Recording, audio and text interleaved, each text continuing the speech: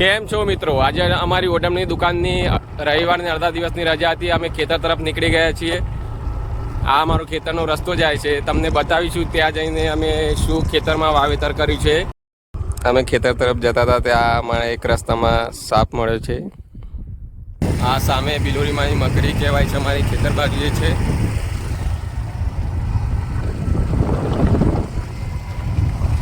સૂર્યદાદા આથમી રહ્યા છીએ, દેખાય છે, એકદમ જોરદાર નજારો છે.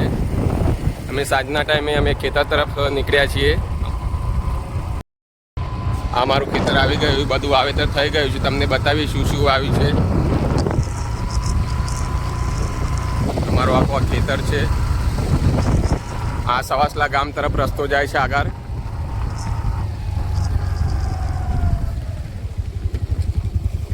અમારી આ પાણીની કુંડી બનાવી દીધેલી છે.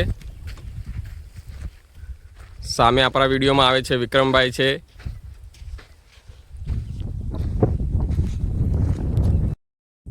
હવે બતાવીએ શું વાવ્યું છે અમારા ખેતરમાં.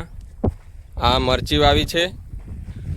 અમારું એક આ નાનું મંદિર છે ખેતર પર.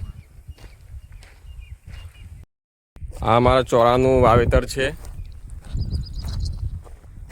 પેલી સાઈડ કારેલી વાવી છે. આ સાઈડ તમને દેખાય છે આગળ કુબીનું વાવેતર છે. હાલમાં ચાલુ છે કુબી અમારી.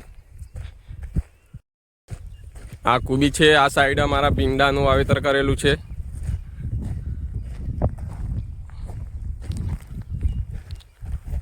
આ અમારી પાણીનો બોર છે.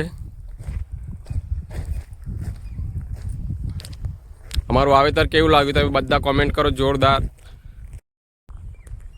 આ સાઈડ રીંગણ વાવેલા છે, પણ હમણાં પાણી વાળ્યું છે તો થોડું ભીનું છે, આગળ જવાય એવું નથી.